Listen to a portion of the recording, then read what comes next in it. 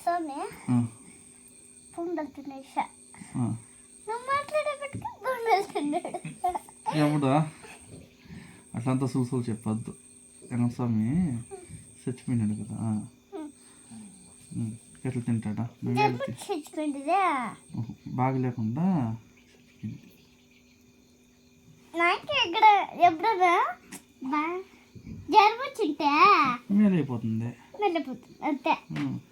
హాస్పిటల్కి అంతా పేది తొక్కులు పరుషము జ్వరము మళ్ళా మూగు మళ్ళా నడుము నొప్పి. పిల్లలకి ఏం నొప్పి చెప్పు? జ్వరము పరుషము తగ్గు మళ్ళా మూగు